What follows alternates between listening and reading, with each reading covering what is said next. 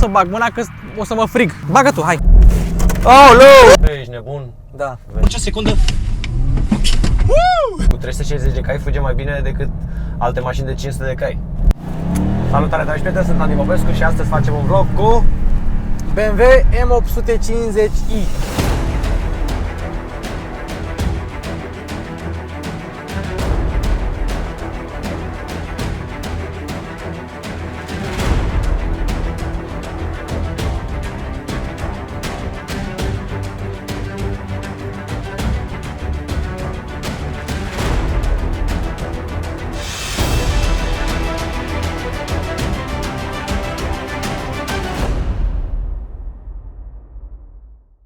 Stai, e vremea să vorbim despre Ride din nou.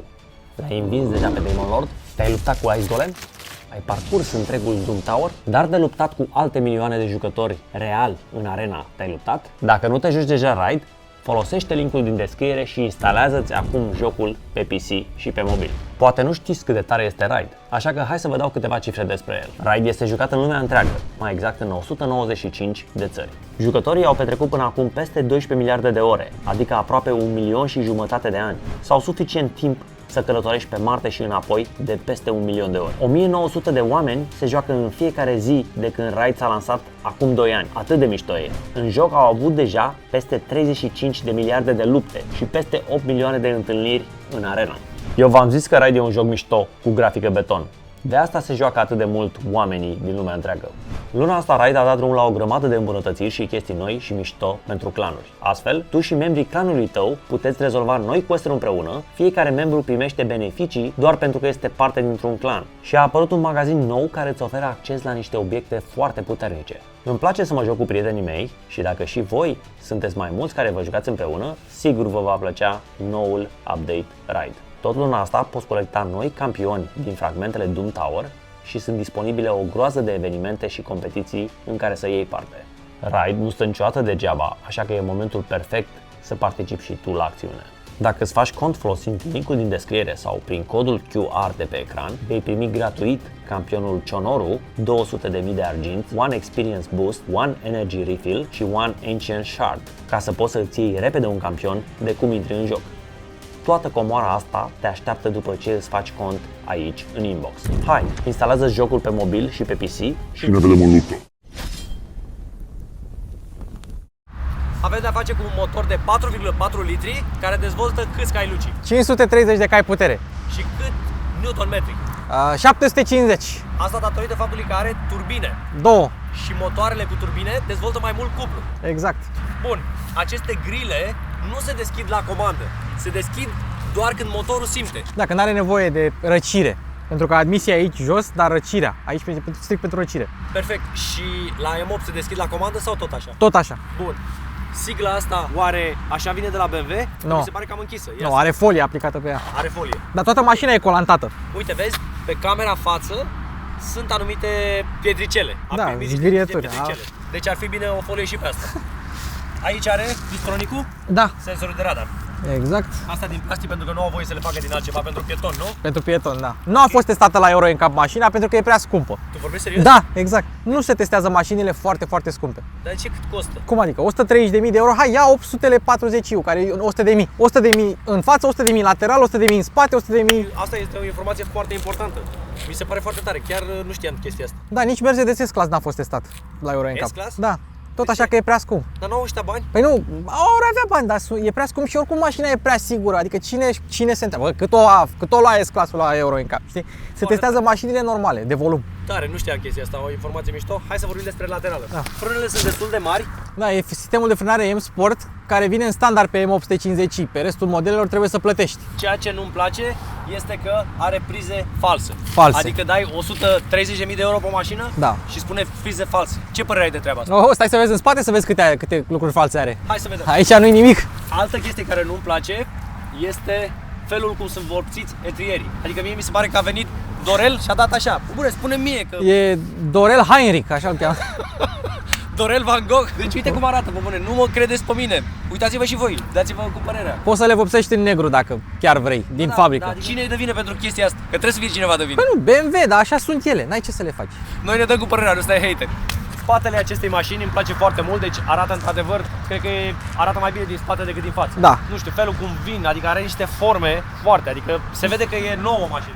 Însă, fii atent, pac, fals.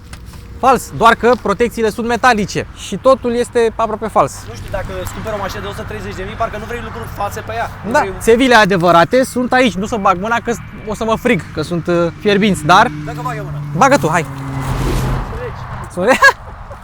Nu, dar arată bine, și cu prizele false arată totuși bine. Nu? Și sigla, ca și în față, este aplicată o folie peste siglă.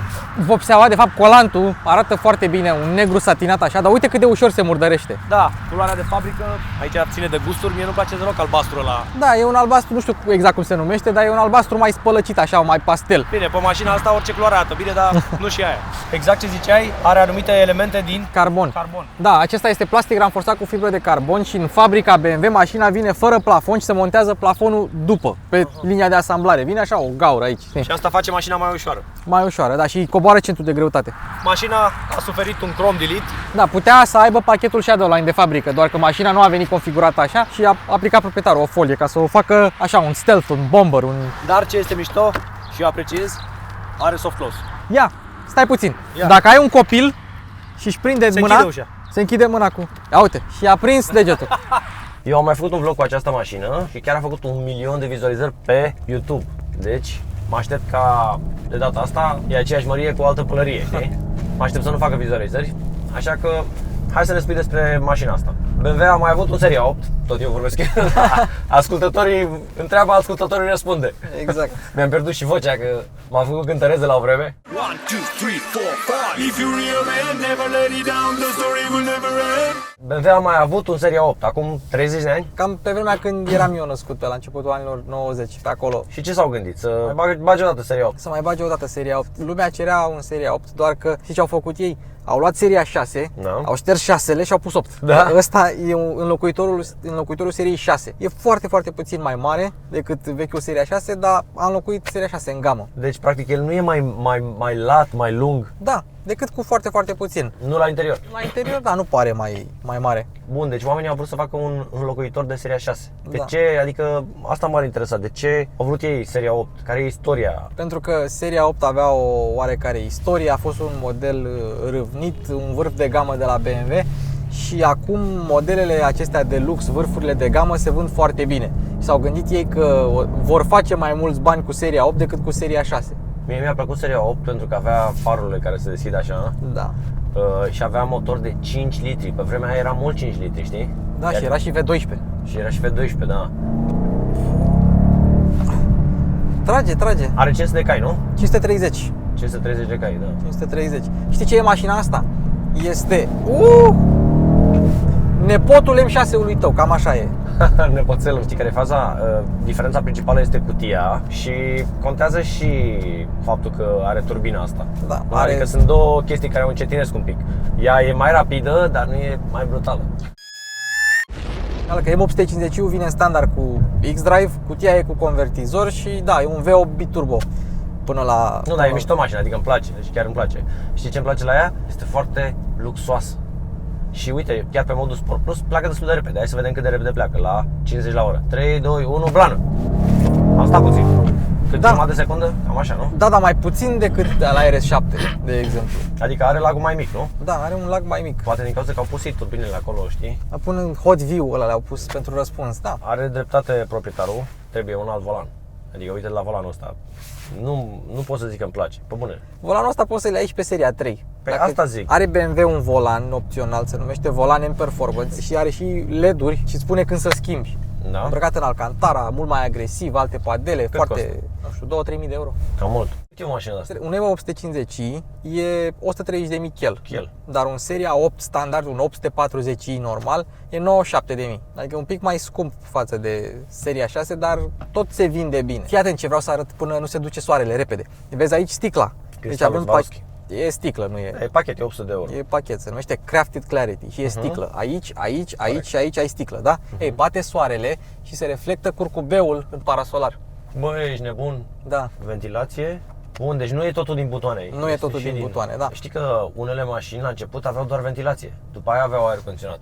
să nu transpir la posterior. Să nu transpiri. Știi care a fost prima mașină din lume cu scaune ventilate? Saab 95. Da? Deci Saab a fost prima. Suedezii făceau mașini șmechere Saab, știi că erau foarte apreciate de cunoscători. Erau. Dar știi ce nu înțeleg eu? De ce au ales scaunele ventilate? Pentru că la ei acolo e frig. Dar tot ei s-au gândit la ideea asta cu scaune ventilate. Chiar dacă ea cântărește 2 tone, în șasiu are câteva elemente din fibră de carbon ca să facă o pic mai ușoară și mai rezistentă. Îi zice BMW Carbon Core. S-au inspirat de la i8, da. Doar că i8-ul are pe totul din... Da, de-aia e așa ușor. Și de-aia fuge cu 360 de cai, fuge mai bine decât alte mașini de 500 de cai. Corect. Asta o bate totuși. E mai rapidă 0-100. Cât are 0-100 asta? 3.7. Are, da. Are. Bine, e și 4x4, bine, și i8 e 4x4. Dar nu poți să compari consumul de la asta cu consumul de la i8. Nu compar. Păi asta e șmecheria. Apropo, mi-au trimis sute de oameni, mi-au trimis accidentul cu Tesla. Am văzut și eu Ai accidentul văzut, cu nu? Tesla, da. Și știi că o grămadă de oameni mă întreabă, ia uite bă Andy ce face Tesla, ca și când in your face, înțelegi? Și vreau să le spun și puțin părerea mea. Când se vinde mașina, îți spune că nu ai voie să pui pilotul automat fără să fii atent la el. La fel cum piloții de avion nu pun pilotul automat și după aia se duc prin avion să se plimbe. Înțelegi? La fel și cu asta. Nu poți să te bazezi pe pilotul automat pentru că încă nu a ajuns la nivelul să fie autonom. Full autonom. Full autonom. Deci nu poți să ai pretenția de la un sistem al mașinii să te conducă singur și să te duci în spate. Dacă faci asta, ești bou. Da. Elon Musk a făcut un tweet, a dat un tweet în care el a spus că mașina nu avea pilotul engaged. A spus că nu avea? Da, că nu avea pilot engaged. Deci nu era cuplat. Altă chestie. Când este cuplat pilotul, știi că toate Teslele comunică prin satelit, da, unele cu altele. Și știm exact că dacă este engaged pilotul automat, atunci există un accident cu Tesla la 4 milioane de kilometri parcurși. Wow. Dacă nu este engaged și este engaged doar cruise control-ul, da, și sistemele ei standard, la jumate. Da. Un accident la 2 milioane de kilometri parcurși. Iar dacă nu este deloc, încă la jumate, la 500 de mii. Da. Deci, astea sunt date statistice pe care le găsești, nu e nicio vrăjeală. Deci, rolul autopilotului este să te ajute, nu să meargă singur. Am ajuns și la locul Andy Popescu, dați-ne și nouă un review pe Google. Hai să începem cu cheia. Este cheia șmecheră. Cu display. Deci costă vreo ori 500 de euro, ori... Da, cam așa. Cam așa e 500 de euro, nu? Da, cam așa. E ceva, când te duci la o cafenea și o pui pe masă... Ai cheie cu ecran. Uite de la mine, da? Ce fac eu acum, da? Raza de bracare? Nu, fii atent. Vezi cum fac? Ce fac eu cu mașinuța? Ce faci? Fii atent. O pun pe drept, o pun pe reverse, pun pe reversing assistant. Și ea merge pe unde ai mers tu? Da. Dar trebuie să ții tu viteza ca să fie mică. Asta e mai tare ca Tesla.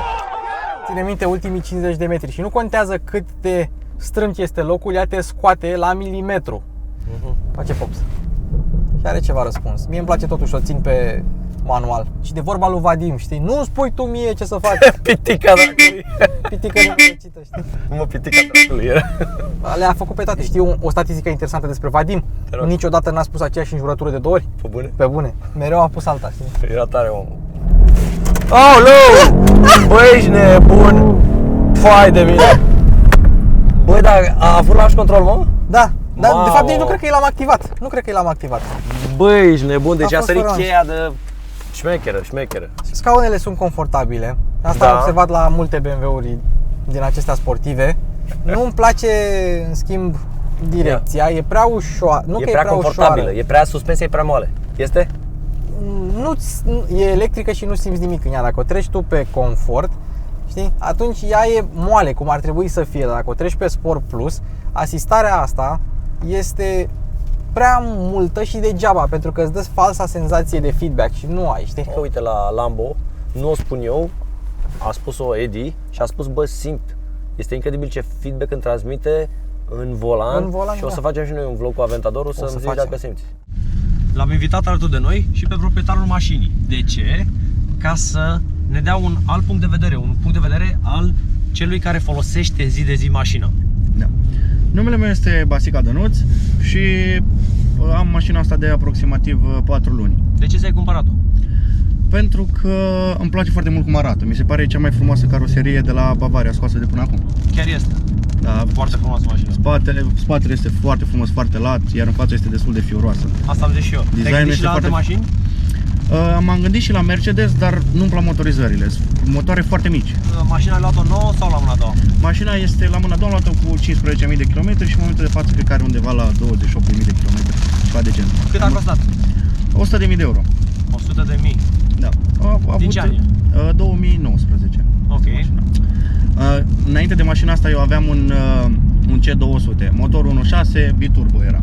Credeam că trage. Când am luat mașina și am băgat piciorul în ea, nu mi-a venit să cred, am zis că e ireal. Da? Da, mi s-a părut ireal cât de tare trage. Adevărul este că având turbina montată în interior, e lagul foarte mic și atunci simți că trage. Nu simți ca la alte mașini, de exemplu, la alte mașini simți că este un lag foarte mare când apeși accelerația până mașina pleacă, știi? Totuși la asta are un lag sub, cred că 30 la oră, sub 20 la oră, 30-20 la oră, lagul ăla există. Da. Deci există și la asta un lag, dar după ce trece de 30 la oră, adică e instant. Da, pentru că e deja încărcată turbina, știi? Da. Bine, nu e ca la Tesla. Asta clar. Da. O să-mi iau hate că a zis asta clar. Ce-ți place cel mai mult la mașină? Și după aia, ce nu-ți place? Cel mai mult îmi place la mașina asta este designul și sunetul care este produs de motor. Fiind un motor V8, se aude destul de frumos. Da, pe care tu vrei să-l schimbi.